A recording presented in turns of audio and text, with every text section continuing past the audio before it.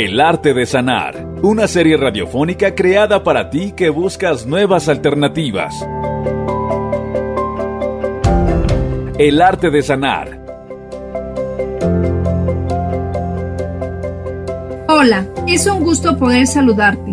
Bienvenidos y bienvenidas. Yo soy Itzi Dafne y estás en tu programa El arte de sanar. El tema de hoy, la esquizofrenia. Para abordar el tema tenemos el agrado de tener con nosotros a la psiquiatra Carla Cristina Barrera Marín, quien tiene una licenciatura como médico cirujano por la Universidad Popular Autónoma del Estado de Puebla. Tiene una especialidad médica en psiquiatría por la Universidad Nacional Autónoma de México. Cuenta con un curso de alta especialidad médica en psiquiatría legal y forense. Cuenta con un diplomado de urgencias psiquiátricas para médicos generales y especialistas, Centro Médico Nacional 20 de noviembre, ISSSTE. Ha tomado diversos cursos para recomendaciones para un retorno seguro al trabajo ante COVID-19 por el Instituto Mexicano del Seguro Social. Asimismo, cuenta con temas selectos de psiquiatría y neuropsiquiatría, neurociencias México y manejo de pacientes sintomáticos COVID-19 en salas de salud mental por la Embajada Británica en México. Doctora, le damos la bienvenida a este programa. Buenas tardes, muchas gracias. Ok, doctora. ¿Qué es la esquizofrenia, doctora? La esquizofrenia es un trastorno mental grave que es perteneciente al grupo de los trastornos psicóticos. Es un trastorno crónico. ¿Cómo afecta a la persona que padece esquizofrenia? Bueno, la afecta en muchísimos ámbitos de su vida, principalmente en la sintomatología que presenta, que ocasiona que no pueda desempeñarse adecuadamente en las relaciones con el resto de su familia, el resto de la sociedad, incluso no poder laborar en ocasiones cuando el cuadro es muy agudo. De esta manera los afecta todo esto por los síntomas que ellos presentan. ¿Cómo podemos identificar una persona con esquizofrenia? Las personas que padecen esquizofrenia presentan ciertos síntomas del tipo psicótico, como le decía, es un trastorno que está dentro de estos trastornos psicóticos. Se conoce que muchas veces durante la adolescencia, que es cuando empieza o generalmente debuta la enfermedad, pueden tener ciertos síntomas o cierto cuadro clínico que nosotros llamamos premórbido o prodrómico. ¿Cómo podemos ver esto? Que las personas pueden tender a, cuando son adolescentes, a presentar ciertas conductas o ciertos comportamientos como si fuera un trastorno parecido a un trastorno obsesivo compulsivo, es decir, comienzan a tener ciertos pensamientos que todo el tiempo están dentro de su mente, dando vueltas y vueltas, que les generan ansiedad y les condicionan a hacer alguna conducta para que se baje esta ansiedad. Algunos pacientes que inician con el cuadro de esquizofrenia pueden presentar este síntoma muy al inicio. También pueden empezar a tener algunas ideas, interés por ciertos temas un poco, por ejemplo, filosóficos, religiosos, de esoterismo, comienzan a aislarse, comienzan a tener un cierto lenguaje desorganizado que cuando sus familiares platican con ellos dicen ¿qué le pasa? No le estoy entendiendo, empieza a usar palabras un poco raras, a expresarse de manera extraña. Y posteriormente, conforme va avanzando la enfermedad, se pueden dar unos síntomas que nosotros denominamos positivos. ¿Qué queremos decir con esto? Estos síntomas son, por ejemplo, los delirios, que son creencias falsas, irreductibles a la realidad, es decir, la persona cree que está sucediendo algo que no es real, pero a pesar de que el resto de su familia, de sus conocidos, le quiera hacer ver que eso que está él pensando, pues no está sucediendo, a pesar de que le den pruebas, que le enseñen que no es posible, lo continúa pensando. Esto es una idea delirante o un delirio que está dentro de la distorsión de la realidad que ellos padecen. Asimismo, pueden presentar alucinaciones, es decir, que ellos perciben ciertos estímulos, aunque no estén allá. Por ejemplo, ellos ven cosas que obviamente no están, pueden escuchar cosas que nadie más puede escuchar, pueden inclusive tener sensaciones que los están tocando, que los están pellizcando, por ejemplo, dolor, de cualquier tipo de alucinación, de cualquier tipo de nuestros sentidos.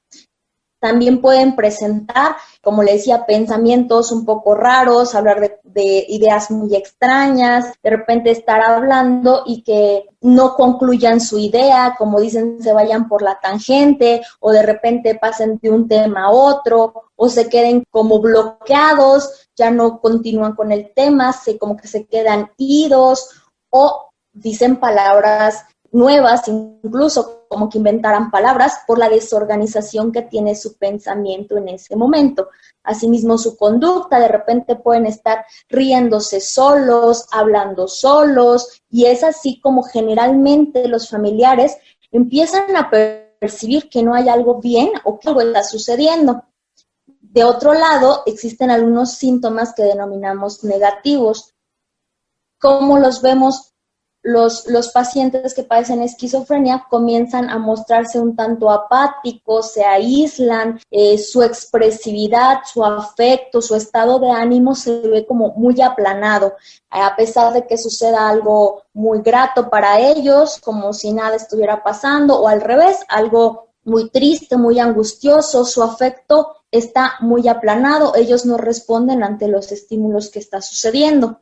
También presentan síntomas cognitivos, tienen problemas con su atención, con algunas de las memorias que nosotros poseemos, alteraciones en la comprensión verbal, de repente no están entendiendo lo que le estamos diciendo porque su mente en ese momento pues está desorganizada, está pasando muchos procesos dentro de ellos que ocasionan todas estas alteraciones cognitivas. Es lo que generalmente se puede ver y cómo más o menos identificamos o los familiares identifican y por esto deciden llevarlos al médico. ¿Hay alguna edad en específico cuando empiezan a presentar estos síntomas o ya nacen con esa deficiencia, con ese trastorno? Aquí dos preguntas importantísimas. Voy a empezar por la segunda. Las personas que padecen esquizofrenia, se ha visto actualmente en los nuevos estudios que tenemos tienen cierta predisposición genética, es decir, si hay familiares dentro de la misma familia, familiares cercanos de primer grado generalmente, pueden tener un riesgo más elevado de padecer esquizofrenia estas personas. También existen otros factores, por ejemplo, se ha visto que si las mamás de repente pueden tener algún problema durante el embarazo que condicione que el bebé tenga algún tipo de sufrimiento, que no se oxigene bien cuando nace, que la mamá no se alimente bien, que caiga en un estado de inanición, que, por ejemplo, presente problemáticas llamamos compatibilidad de grupos sanguíneos, que el bebito sea distinto grupo que el de la mamá. Cuestiones como estas que pueden ser complicaciones pueden también estar relacionadas a que la persona que nace pueda estar predispuesta a tener esquizofrenia. Por eso ahora se denomina como un trastorno o se está considerando como un trastorno del neurodesarrollo. Pueden haber factores desde la genética, desde la concepción que ya traigamos o factores que se vayan desarrollando a lo largo del embarazo o durante la infancia u otros más, en la adultez, traumas muy impactantes para ellos, pero probablemente ya tenían cualquiera de estas cuestiones que le acabo de mencionar previamente. Entonces, por algún decir, no es que nazcan, pueden tener cierta predisposición.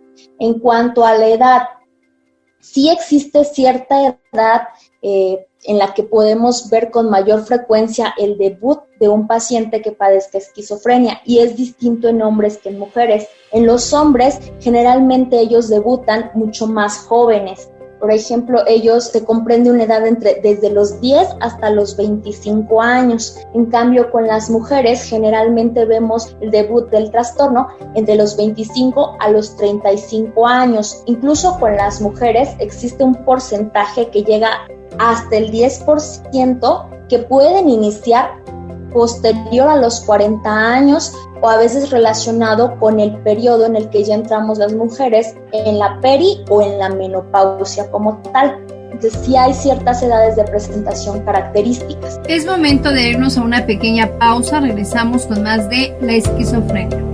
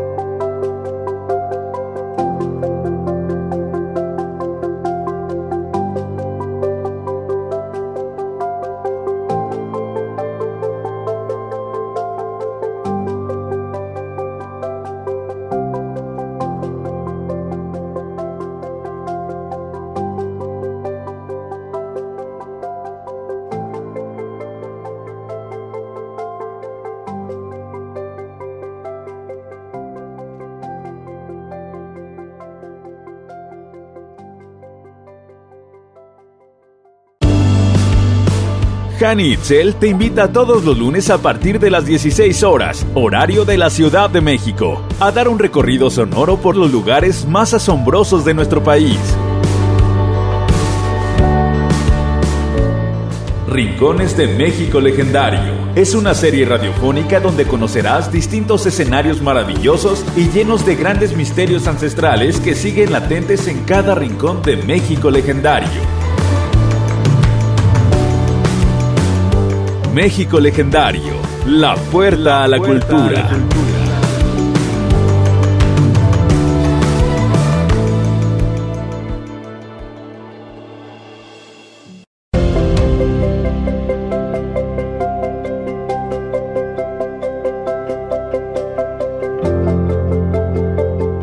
El arte de sanar, una serie radiofónica creada para ti que buscas nuevas alternativas. El arte de sanar. Regresamos con la doctora Carla Cristina Barrera Marín con el tema la esquizofrenia. Doctora, ¿todos los casos de esquizofrenia es necesario que los interne o hay algunos casos en específico? Hay criterios que sí son específicos para una hospitalización. Algunos de ellos son, como le mencionaba, cuando empiezan con todos estos síntomas que de repente pues empiezan a hablar cosas raras o a comportarse de manera extraña y los familiares se llegan a preocupar, inclusive los pacientes por las mismas ideas pueden llegar a pensar, es muy común que piensen en que les quieren hacer daño, que los quieren envenenar tal vez, comienzan a dejar de comer, comienzan a dejar de asearse, comienzan a dejar de tener los cuidados básicos de la vida. Por este motivo, a veces los llevan a internar para procurar su bienestar y para realizar el diagnóstico, porque en muchas de las ocasiones, en estos momentos, todavía la familia ni nadie sabe qué es lo que está sucediendo. Entonces,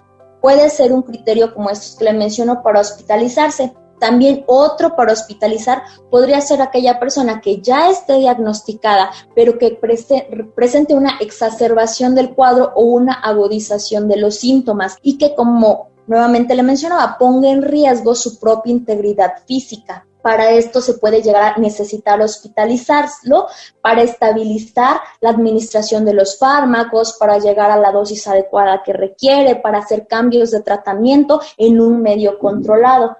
Asimismo, obviamente, una hospitalización psiquiátrica, un criterio de internamiento es que presenten ideas suicidas o que hayan presentado pues algún tipo de intento, algún gesto suicida u homicida también, por aquellos comportamientos, como le decía, muy desorganizados, que llegasen a presentar algún cuadro de violencia, podría ser un criterio para poderlos internar. Pero esto no sucede en todos, ni se necesita hacer en todos. Muchas veces, si los familiares a tiempo o cuando inician estas cuestiones, estos síntomas un poco extraños, acuden al médico, de manera ambulatoria se le puede empezar a dar tratamiento con visitas al médico bastante seguidas, por llamarlo así, para ver cómo están reaccionando y no llegar a necesitar una hospitalización. En el caso de que el paciente esté hospitalizado, ¿asegura su recuperación o es una enfermedad degenerativa? La esquizofrenia es un trastorno que es crónico. Es muy importante saber que en los trastornos mentales no podríamos a ciencia cierta decir que son recuperados. Los trastornos mentales se controlan y remiten los síntomas agudos, llegando a un cuadro o a un momento en el que el paciente esté tan estable que prácticamente puede llevar una vida normal. Sin embargo, a pesar de estar bien, de llevar una vida normal, siempre va a requerir de mantenerse bajo cierta vigilancia, probablemente bajo ciertos tratamientos médicos farmacológicos, bajo psicoterapia o terapia psicológica de apoyo y demás, pero sí pueden llegar a remitir, como le mencionaba, poder llevar una vida prácticamente normal. Esto se habla incluso de un 20 al 30% de los pacientes. Entonces, ¿sí se puede convivir con gente que presenta un trastorno de esquizofrenia? Claro, sin problema. De hecho, actualmente lo que se procura o parte de los tratamientos, de las terapias que se brindan, es justamente aquellas en las que se llegue a que las personas comprendan qué es la esquizofrenia, que aprendan cómo se manifiesta y que incluyan a la persona que padece esquizofrenia dentro de su rol social, dentro de una actividad laboral, ocupacional, dentro de la familia. Es lo que se pretende, porque previamente, con el simple hecho de escuchar que una persona padecía de esquizofrenia o que hablaba solo o que veía cosas que no estaban, tendían a pensar que estas personas pues les podían hacer algo, los podían atacar, les podían hacer cosas malas y los dejaban a un lado. Por eso muchas personas, o desde hace mucho tiempo, se creó el estigma hacia el paciente que padece de esquizofrenia, pero esto no tiene nada que ver con la realidad. Si un paciente está bien controlado, si asiste a sus consultas, si los familiares le brindan su apoyo, si lo conocen, si llegan a saber sobre el trastorno, los síntomas que tiene, cuándo acudir al médico de urgencia, pueden estar conviviendo con él sin ningún problema. En algunos casos no tienen como esos ataques de agresividad, ¿no? Se cree o es muy común que se considere que los pacientes con cualquier trastorno mental, en especial con la esquizofrenia, por lo mismo que hablamos de que ellos de repente pueden tener ciertas ideas o estar viendo cosas que no hay, que no son, o escuchar cosas que no están existiendo, pueden creer que se pueden tornar muy violentos. La realidad es que cualquier persona que padezca un trastorno mental, o en este caso las personas con esquizofrenia, no son más violentos que el resto de las personas. La realidad es esta. A veces sí pueden llegar a presentar cierto nivel de agresividad, pero esto es porque por los mismos síntomas que llegan a presentar, como le decía, a veces es común que piensen que alguien los quiere perjudicar, que los están buscando para matar, las alucinaciones auditivas que tienen, les están diciendo cosas muy peyorativas, muy insultantes para ellos, y muchas veces que alguien los quiere perseguir, les va a hacer daño, o pueden estar viendo cosas como demonios, como fantasmas, sombras, alguien que los quiere atacar. Ellos pueden responder hacia esos estímulos, no porque realmente quieran tornarse agresivos, sino porque es un medio de defensa para ellos. Pero no son ni más violentos ni más agresivos que cualquiera de nosotros que somos aparentemente sanos. Ya que lo mencionó ahorita con eso que comenta de los espíritus, así como que si ven cosas raras que no existen, la ciencia no ha descartado o ha descartado que sea a nivel espiritual esta situación que presentan los pacientes. Comento también, sí se han hecho estudios. Por ejemplo, cuando un paciente ha cursado con algún cuadro agudo, como llamamos, en el que están viendo, pensando cosas que no están existiendo, que no se ven, que no se escuchan, y se ha visto que realmente sí existen cambios, esto en estudios a nivel de metabolismo, es decir, de cómo funciona nuestro cerebro. Hay con ciertas actividades que realizamos áreas que pueden tener o no mayor o menor actividad, dependiendo de lo que estemos haciendo. Por ejemplo, en este momento que yo estoy hablando, si muevo las manos, estoy pensando, moviendo los ojos, hay áreas en mi cerebro que se van a activar para que yo lleve a cabo esto, que yo escuche, que yo vea, que yo sienta. Con las personas que padecen esquizofrenia o aquellos que están en un cuadro psicótico, sí se ha llegado a ver que hay, mediante estos estudios, que sí hay activación de ciertas áreas, es decir, de donde se escucha, las áreas que escuchamos, ellos sí se activan realmente cuando están presentando alguna alucinación o cuando están viendo algo. Hay áreas en el lóbulo occipital, que es donde se encarga de nuestra visión, que se están activando como si hubieran ciertos estímulos. A pesar de que, bueno, el resto no lo estamos viendo, en estas personas sí se ha llegado a ver en los estudios. ¿Qué tipo de diagnóstico utilizan para detectar la esquizofrenia? El diagnóstico como tal de la esquizofrenia es puramente clínico, es mediante una historia clínica, es preguntando la historia familiar, preguntar si existen familiares, como les decía, de primer grado, de segundo grado o más allá, que pudieran tener algún tipo de trastorno mental, en especial algún tipo de trastorno del tipo psicótico. Si, por ejemplo, en la historia familiar existen enfermedades neurológicas que se conozcan, del tipo de epilepsia,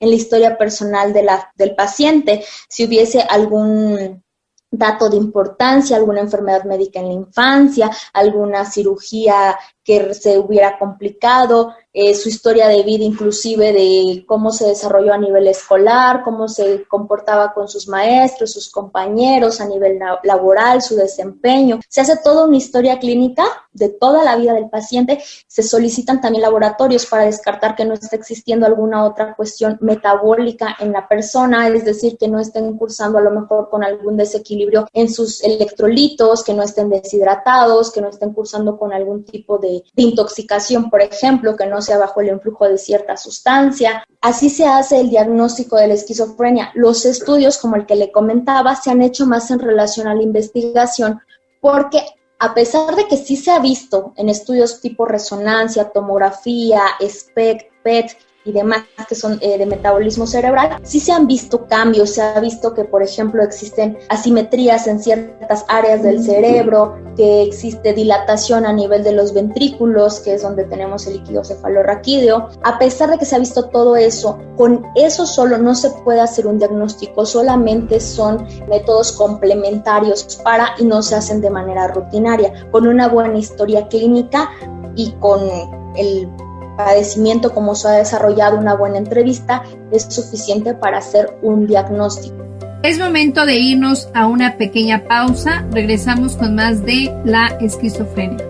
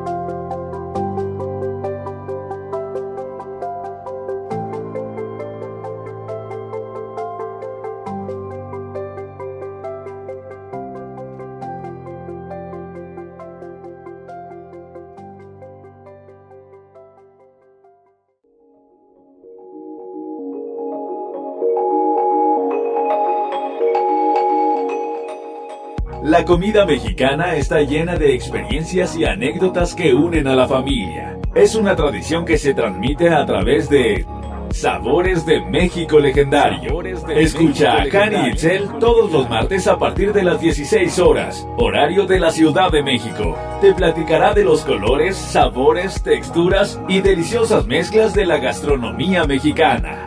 Sabores de México Legendario es una serie radiofónica que muestra por qué la comida de nuestro país es tan importante en las películas, en las revistas, en los libros y más. México Legendario, la puerta a la cultura.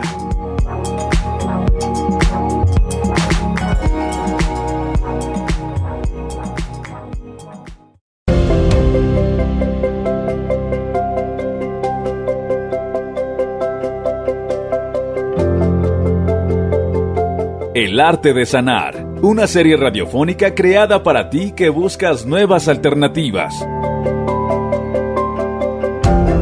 El arte de sanar.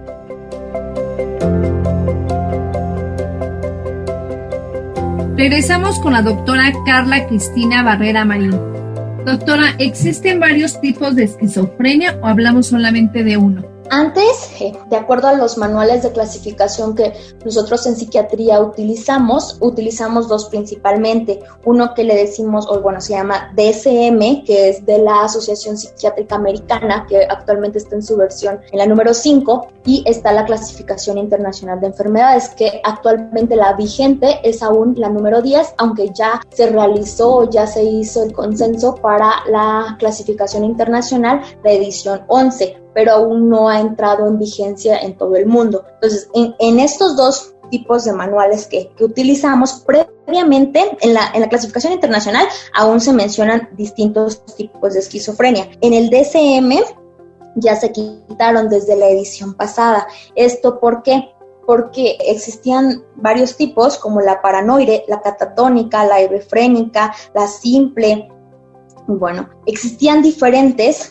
Y antes era común que cuando se diagnosticaba una persona, por decir, yo decía, bueno, lo persiguen, o la persona me explicaba, me están queriendo hacer daño, me están envenenando, me están vigilando, aquí están las cámaras, mire, hasta usted seguramente es pues enviada por ellos y demás cuestiones. Yo podía determinar, bueno, es una esquizofrenia de tipo paranoide. Sin embargo, lo que se ha visto actualmente es que no solamente se quedan como en ese tipo, pueden ir cambiando a lo largo de la vida, a lo largo de la evolución de la esquizofrenia, las características que presentan. Y si bien yo a lo mejor hace 10 años lo veía del tipo paranoide, a lo mejor ahorita ya presenta otras conductas, otros pensamientos, que a pesar de ser esquizofrenia, yo ya no podía decir que sería del tipo paranoide. A lo mejor yo diría que ya solamente es del tipo simple o del tipo desorganizada.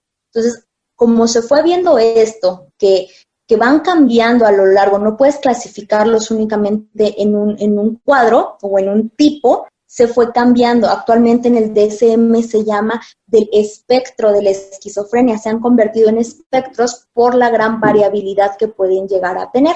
Sin embargo, a veces para fines prácticos y como le decía, por la Clasificación Internacional de Enfermedades que aún está vigente, sí se llegan a poner en entidades de gobierno como de algún tipo en específico, pero es más por esta cuestión como todavía que tenemos que regirnos por la Clasificación Internacional de Enfermedades. Doctora, ¿las personas que presentan psicosis se puede considerar como un trastorno de esquizofrenia? No, qué bueno que me lo pregunta. La psicosis, como le decía, es un cuadro en el que presentan alteraciones de la realidad. Generalmente, que podrían ser las ideas delirantes, como diría que es una creencia falsa y irreductible a la lógica, o una alucinación, que es esta percepción errónea sin que exista algún tipo de estímulo de cualquiera de nuestros sentidos. Esto no solo se llega a presentar en la esquizofrenia, la psicosis se puede presentar en varios de los trastornos mentales. Como le decía, la esquizofrenia pertenece al grupo de los trastornos psicóticos. Dentro de ellos tenemos algunos denominados, por ejemplo, el trastorno esquizoafectivo, el esquizofreniforme, el trastorno de ideas delirantes persistentes, el trastorno psicótico compartido, el trastorno psicótico breve. Cada uno tiene diferentes características. Se llega a parecer a la esquizofrenia, pero tienen ciertas características que los distinguen. Muy aparte de estos trastornos, también, por ejemplo, en un trastorno bipolar, cuando tienen alguna fase o están en fase de manía, pueden llegar a presentar psicosis, pueden llegar a presentar alucinaciones o ideas delirantes. Una persona que está francamente en una depresión grave puede llegar a presentar psicosis, puede llegar a presentar, como le decía, ideas fuera de la realidad o alucinaciones, puede empezar a pensar a lo mejor que con tanta depresión que tiene pueden desarrollar ideas de culpa, decir que todo lo que sucede en el mundo es su culpa, que son merecedores de morir, que sería lo mejor, e ir desarrollando ciertas ideas que, bueno, no tienen nada que ver con ellos, pero ellos las relacionan cuando están deprimidos. Entre otros trastornos podrían ser como estos en los que también se puede presentar psicosis. Asimismo, importantísimo en el trastorno por uso de sustancias, cuando fuman cannabis, cuando consumen alucinógenos, cuando consumen inclusive algún estimulante tipo cocaína, pueden llegar a presentar psicosis, ideas fuera de la realidad o alucinaciones. ¿Los tratamientos que utilizan son permanentes o es de acuerdo al avance del paciente? Sí, claro. Aquí depende, justo como usted mencionaba, del avance del paciente. Realmente cada tratamiento se tiene que individualizar. Si bien los tratamientos en el área de psiquiatría, sea por un trastorno depresivo, un trastorno ansioso, son periodos largos de tratamiento, como lo indica la literatura, en esos casos que le mencionaba, por ejemplo, que indican por lo menos de unos 12 meses de tratamiento para la revaloración y decisión de continuar, disminuir, modificar dosis. En esos casos, generalmente con la esquizofrenia o los trastornos psicóticos pueden llegar a requerirse muchísimo más tiempo, muchos más años, pero todo depende de la persona, todo depende también de la situación en la que vivan, del apoyo familiar que puedan tener, de si pueden llegar o no tener acceso a psicoterapia, de si se apegan al tratamiento de manera adecuada mientras se esté dando, porque hay pacientes que desafortunadamente, a pesar de que por ejemplo, los hospitalizaron, ya salieron bien y en casa están estables con cierto medicamento, por alguna u otra razón, a veces por el mismo estigma del resto o las creencias del resto de la sociedad de que esos medicamentos lo único que hacen es tenerte drogado, que lo único que hacen es hacerte adicto, que no funcionan, los pueden llegar a suspender o por otras razones. Y entonces tienen recaídas. El problema de las recaídas es justamente que a veces entorpece pues la evolución que venían llevando y hace que a veces sea un poquito más difícil que ellos vayan remitiendo los síntomas, requieren de más tratamiento, más tiempo y bueno, pueden prolongarse aún más, pero hay personas que pueden llegar a estar sin tratamiento, depende de cada una, o con una mínima dosis. Entendemos que un paciente con esquizofrenia pues sí puede hacer su vida normal y adaptarse al medio.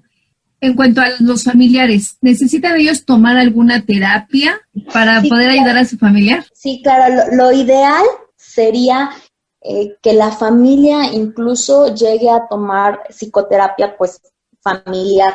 ¿Para qué? Para que puedan llegar a conocer de qué se trata este trastorno, cómo se manifiesta, que pierdan justamente estas ideas que discriminan, que estigmatizan al paciente que padece de esquizofrenia y que puedan saber cómo ayudar a su paciente, saber que es necesario continuar los tratamientos, que es necesario acudir al médico, cuándo es necesario acudir de manera urgente al médico. Si ellos acuden a las psicoterapias familiares, les puede ayudar mucho. También porque es importante la carga al final emocional que ellos pueden tener, ¿no? El cambio de vida que para ellos puede representar, el rechazo social incluso de vecinos, de conocidos, al saber que tienen algún familiar con esquizofrenia. Y esto también les puede condicionar a ellos ansiedad, depresión, cualquier otro tipo de desajuste emocional que también por medio de la terapia se puede llegar a abordar. Es momento de irnos a una pequeña pausa. Regresamos con más de la esquizofrenia.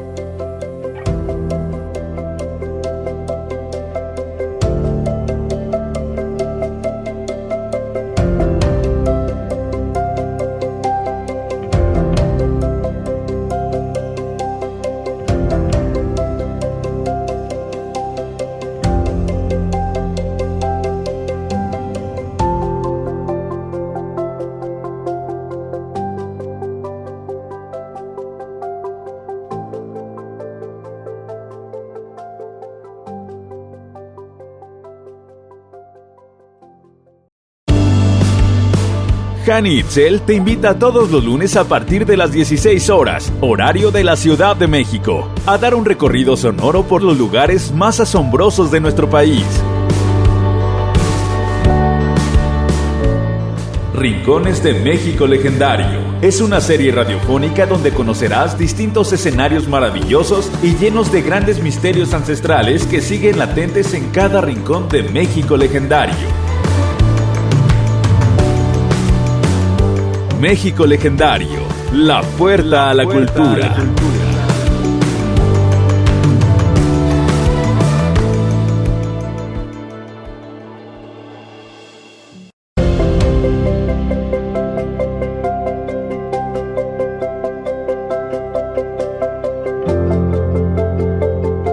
El arte de sanar, una serie radiofónica creada para ti que buscas nuevas alternativas.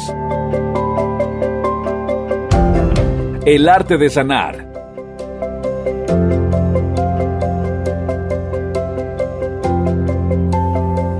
Regresamos con la doctora Carla Cristina Barrera Marín. Yo soy Itzi Dafne y estás en El arte de sanar. Hablando de los niños que tienen que asistir a la escuela y presentan esquizofrenia, ¿cómo puede orientar a los maestros para que no discriminen o tengan cierto temor de no saber cómo trabajar o actuar en caso de una crisis y cómo poder ayudar? Muy importante, como en cualquier otro trastorno mental, es primeramente pues que en las escuelas se establecieran ciertos, no sé si capacitaciones, llamarlo, o acercamientos con estos temas para que primeramente los maestros puedan tener o cambien la idea o el preconcepto que tienen de una persona con trastorno mental y por ende puedan, por ejemplo, incluir a sus alumnos que puedan padecer esto en ciertas actividades con sus demás compañeros, que ellos sepan cómo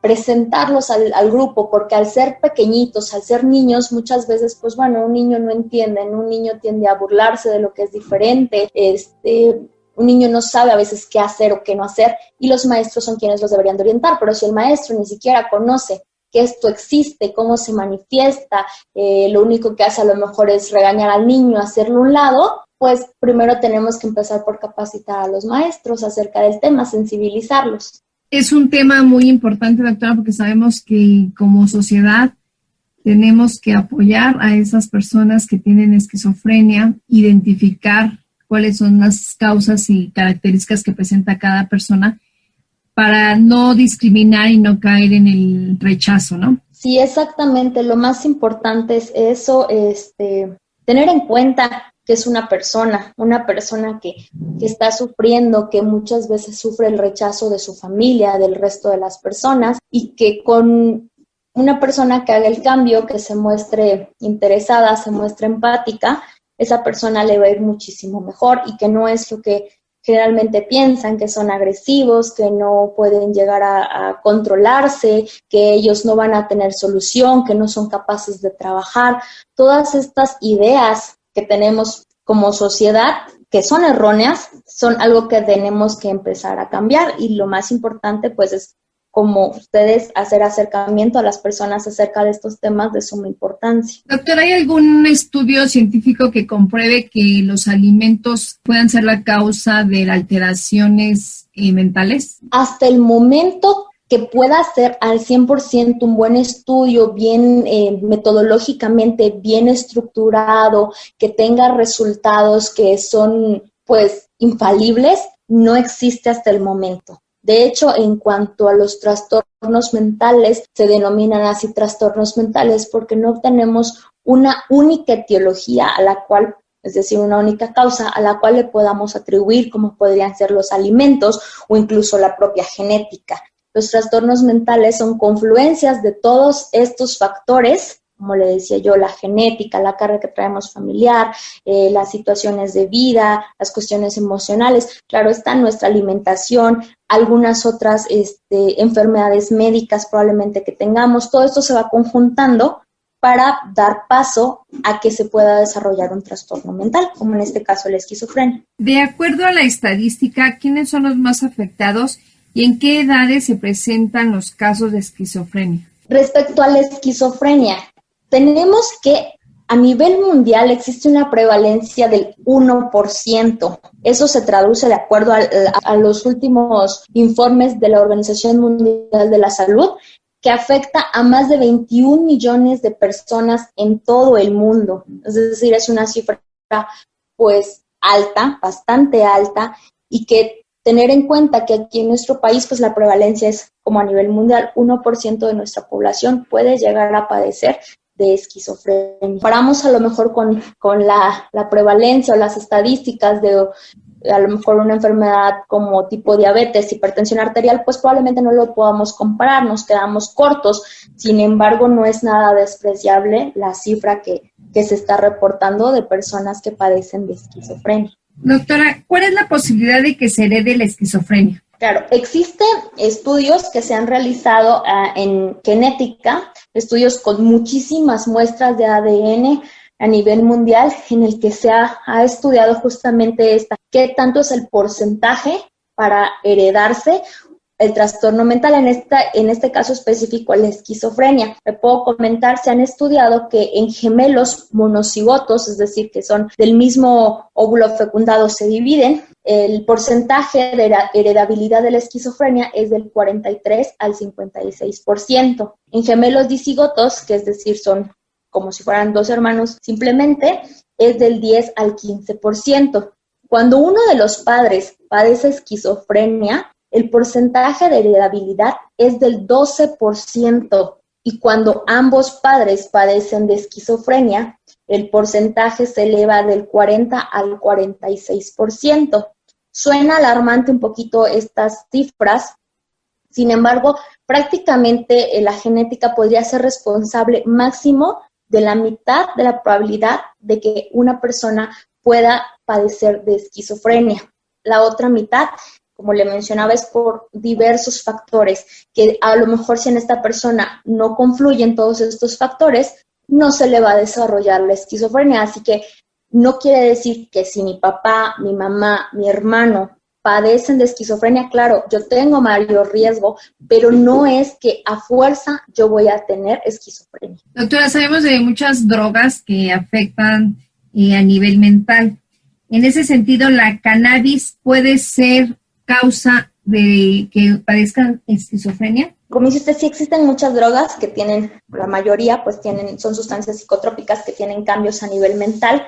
Dentro de la cannabis hay diversos estudios, hay unos que han tenido resultados mixtos. Sin embargo, se habla de que cuando existe un consumo de gran cantidad de cannabis, más o menos de unas 50 veces de consumo, no le puedo especificar la cantidad exactita del cannabis, pero en unas 50 veces de consumo, sí se ha asociado a un riesgo 6 veces más de sufrir esquizofrenia, de la posibilidad de sufrir o de padecer de esquizofrenia. Esto también que quede muy claro, no es que cualquier persona que fume cannabis en esta cantidad de veces ya va a ser a fuerza que tenga esquizofrenia. Es en aquellas personas que ya tienen más factores de riesgo y le sumamos el consumo de cannabis a grandes cantidades, pues es más fácil que ellos debuten o presenten la enfermedad. A lo mejor si no hubieran fumado la cannabis o consumido de alguna manera, no lo hubieran presentado, pero con el consumo pueden predisponer a que sea más temprano el debut de la esquizofrenia en aquellos que ya están predispuestos a. De ahí la importancia de no consumir drogas. Sabemos que las drogas destruyen y los problemas que generan pueden ser irreversibles. ¿Algo que nos quiera aportar, doctora? ¿Algo que nos quiera decir para cerrar este programa? Que es muy importante que todas las personas nos empecemos a llegar más de este tipo de información, que empecemos a quitar los mitos, los tabús que luego se pueden llegar a tener en relación a estos padecimientos. Por ejemplo, con la esquizofrenia, que es muy común que en ciertos lugares de nuestro país o incluso en otros países, cuando se tienen ciertos conceptos muy religiosos arraigados o ciertas creencias culturales, pueden llegar a confundir o a pensar que estos síntomas son relacionados a lo mejor con brujería, con posesiones, con otras cosas que, si bien se respeta evidentemente las creencias de cada persona, a veces puede llegar a retrasar un tratamiento y una atención que sea en el momento indicado para una persona que está iniciando, debutando con un padecimiento como estos, como la esquizofrenia. Entonces sí es importante que más personas vayan conociendo del tema, justamente para intentar que si alguien llega a presentar algún síntoma como el que les mencionaba, de ver cosas, hablar cosas extrañas, de empezar a comportarse raro, sea un dato de alerta y que en lugar de intentar evitar, los familiares a veces por miedo, por el qué dirán, por el yo no quiero ir con el loquero, como dicen, no acuden a una consulta, a una valoración. Y es mejor que lo hagan para evitar complicaciones a futuro, mejorar la evolución, mejorar el pronóstico de la persona. Muy cierto, doctora, eso es muy importante tomar en consideración para poder ayudar los posibles situaciones o los posibles casos que nos podamos encontrar y sobre todo a no discriminar a esas personas que están sufriendo ya con ese padecimiento, aunado a la discriminación puede ser el daño peor, ¿no? Claro, es importante evitar la discriminación. Doctora, muchas gracias, fue un tema muy interesante, gracias por todas sus aportaciones. Muchas gracias a usted por la invitación. Gracias, doctora, fue un gusto y un placer tenerla con nosotros. Esperamos tenerla nuevamente con nosotros para que nos dé algunos tips, algunos temas sobre salud mental. Pero cuando gusten, estoy más que dispuesta para poder compartir esta información. Agradecemos a nuestro auditorio el habernos acompañado en un programa más de El Arte de Sanar. En la producción, Mario de la Fuente. Yo soy Itzi Dafne y estás en Radio México Legendario.